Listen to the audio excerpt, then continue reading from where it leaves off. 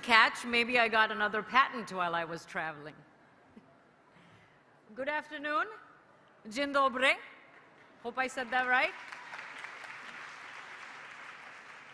It is a great pleasure to be here. And it is very exciting to be at Women in Tech. How many of you are excited? That's good. Everybody should be. So let's think about this. This room is going to have to be a lot bigger in a few years. You know why? Because there will be a lot more women in tech.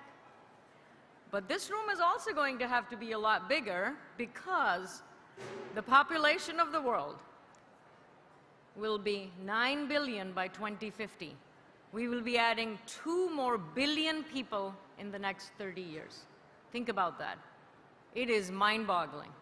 Think about all the impact it is going to have on our world, on our natural resources, on our population growth, the resulting infrastructure, on the digital economy, on energy, everything. And you all know, just like I do, science will be more important than ever to address all the challenges we're going to face. Agreed? Agreed. So we at 3M, we recognize the importance of science. You, as a very science-minded audience, understand the importance of science. But what does the world think about science? Have you ever thought about that? It's actually a very good question. And a lot of people were wondering, but there were no good surveys that had been done recently to understand the world's perspective on science. So we went out and we did that. We surveyed 14 countries just to understand what people thought about science. We chose countries that were developed and developing.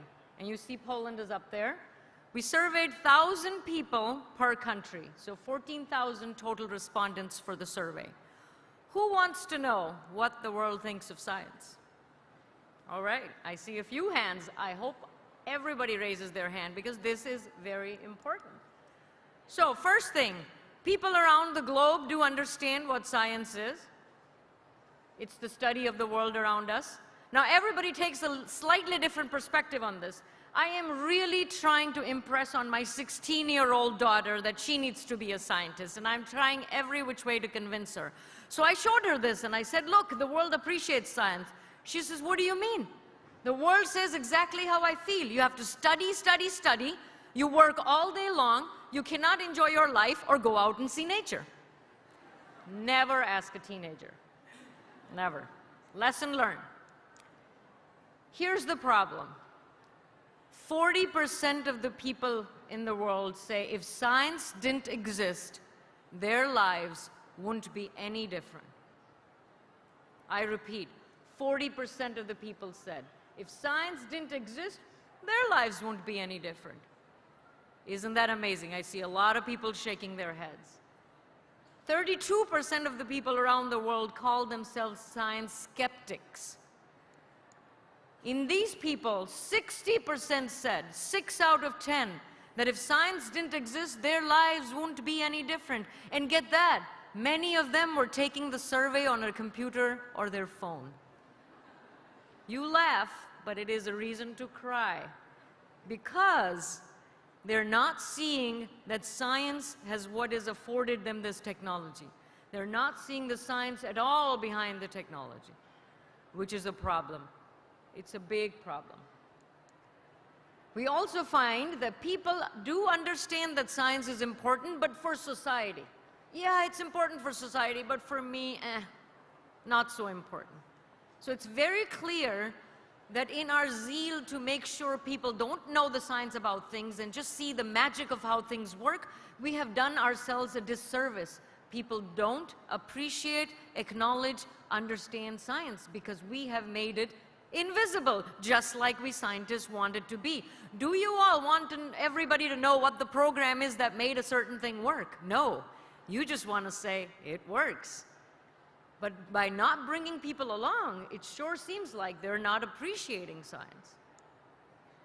There's a big confusion between science and technology. 23% of the people said science and technology are two completely different things, and it's not. I don't care whether you're a physical scientist, material scientist, or a data scientist. We all know that they are inextricably linked. In fact, many of the values of technology that we are enjoying today came because some very good science was done, maybe even decades ago. So it's very important to know that science and technology are linked. Half of the people said technological advances are more important than scientific advancement. How are you ever going to get a technology advancement if you don't have a scientific advancement? You know that, I know that, but 14,000 people who were representative of the globe did not think that way.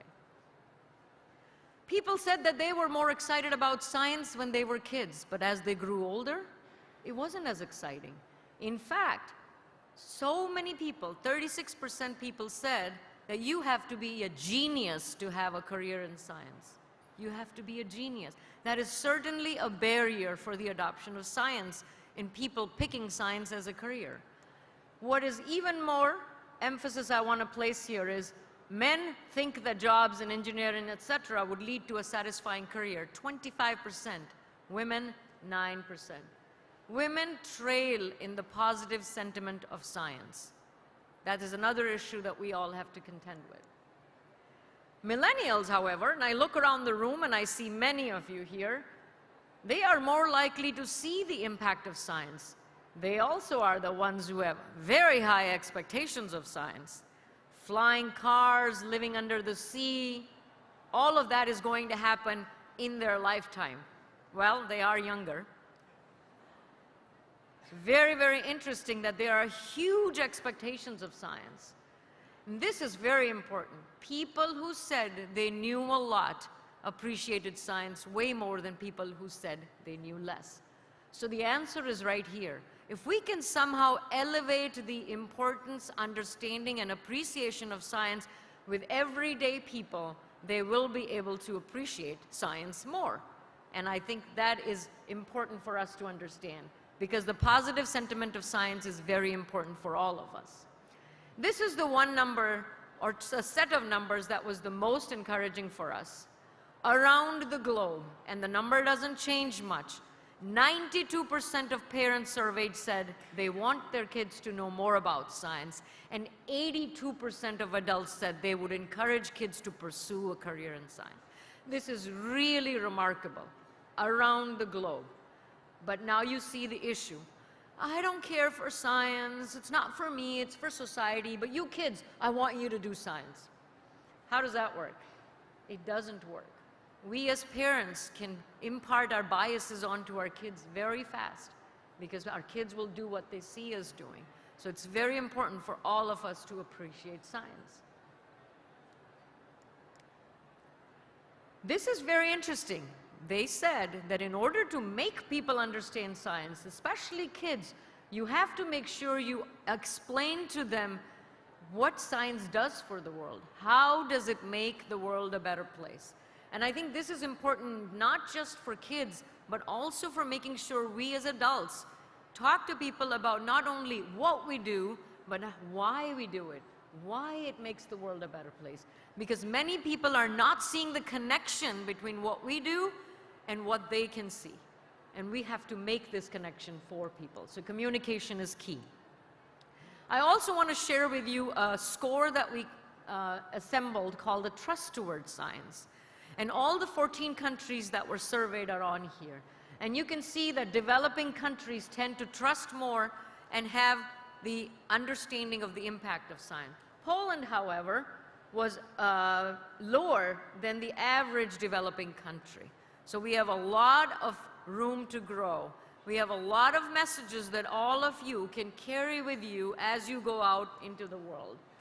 43% of the people in Poland believe that it is falling behind in scientific advancement. 73% believe that other countries are placing a higher importance on science than Poland. 45% believe that inadequate funding will be the biggest barrier, and that is higher than the global average. So we all know what is in the mind of a Polish person right now. They're thinking, we're going to be left behind. And that is why it is very important for all of us to spread the word on science and to make sure that our communities and our society is science-minded. Not everybody has to be a scientist, not everybody has to have a scientific career. You just need to be science-minded. and you need to know the scientific mindset, the critical thinking, which is very important. So, this is not all doom and gloom. What it clearly tells us is science needs advocates. We need to make sure that there's a global conversation around this in order to make sure we don't get some serious consequences because we did not appreciate science. We need to inspire people to be conscious about the science in our everyday lives. Exactly something that the scientists didn't do, which is talk about the science behind everything. We need to start communicating in a simple format so that people do realize that there is science behind everything. Otherwise, science is invisible. So the global themes that emerge from this survey are, people are fascinated, but there's a clear and powerful skepticism. People appreciate science, but from a distance, and they take it for granted in their everyday life. They have high hopes, but there are barriers to overcome. I highly recommend that you go look at all the survey results at 3m.com/science index. The whole idea for us was then to share these results with everybody. Because we don't have the answer, you don't have the answer. Collectively, we can all arrive at an answer. We at 3M, this is what I do when I go to work every day. I am taking science and applying it to life so that my technology can advance every company, products can enhance every home, and our innovation can improve every life. This is very important to all of us as we go to work. But all of you here want to do something which makes the world a better place. All of us do, and that's why it's important for us to appreciate science in our everyday lives. Now, I was called upon to be the chief science advocate for the company, but that doesn't mean that you all are not advocates. There doesn't need to be one advocate, we all need to be advocates. That is actually my picture, if you didn't recognize. That is the science of makeup and good lighting. And this is what really impressed my daughter. I've been a scientist and I'm at the highest level at 3M and I have the chief science advocate and I have 63 patents. That did not impress my teenager. But a picture like this, with good makeup, she was very impressed. And that's when I realized different things drive different people, and it's okay. It's okay if she thinks that a scientist should not look like her mother. Her scientist should look like this. It's okay. That's when I started to really own this image, because I really want my daughter to be in science. My son, taken care of, computer science undergrad, so we're good there. So I am really trying to advocate for science in a very simplistic way. A, we need to raise the awareness and appreciation for science. We cannot have apathy. B, we need to break down the barriers that exist. And you heard this morning from very eloquent speakers about the barriers that are there. My daughter doesn't want to be a mad scientist, a genius scientist, a maverick scientist, a male scientist, a nerd scientist. None of them. She wants to be the cool scientist, and it should be okay. There should be enough role models out there like you. We have to communicate science in the context that is important to people, not just what we do, but why we do it and how it connects to making the world a better place. Please follow me on LinkedIn. The more followers I have, the more I can impress my daughter. No. You can actually read some of the articles that we're writing, and the reason I'm writing that is because I'm taking data from the State of Science Index and trying to connect it with things like that. Why? There's a myth around the genius. I was not a genius, but I became a scientist. Why we need to have enough art in there in the communicating of STEM to girls, how important it is. Why, when people relate science to health, they need to understand that science is the currency. There's a lot of discussion around the confidence gap among women, and I argue in my article that there is no gap. Don't judge me on my confidence for a definition that was not made for my gender. I want to be me, and I want to bring me to work every day. Don't judge me. Left brain, right brain. People say, oh, I'm not a science-minded person. There is no such thing. That's a myth. And then this is the one I love the most. Anybody can lead from anywhere. I do not have a single direct report. I am still an individual contributor. When I get back to work, I will put on my lab coat, I will have no makeup on, and I will be crawling under an extruder and very proud of it. Anybody can lead. You don't have to have a role with 100 people reporting to you. Everybody can lead, and that's a very important message for all of us. We're also doing a lot of activities and events in our community. 3M does a lot, even in Poland, in every country, wherever we are. in getting engaged in the community and making sure that the diversity gap and the understanding of science and the impact of STEM education is very prevalent. We're also making sure we're pulling in celebrities who are science-minded. That is Scott Kelly. He's an astronaut who spent 1 year in space in the name of science. Bringing these people in, and he comes and says, I was no genius. I was just inspired, and I wanted to be somebody who made a difference. That is Grant Imahara. He's on the program Mythbusters. I don't know how many of you watched this. It's a phenomenal program. He blows stuff up, and people love him, so we brought him in a Disruptive Design Challenge.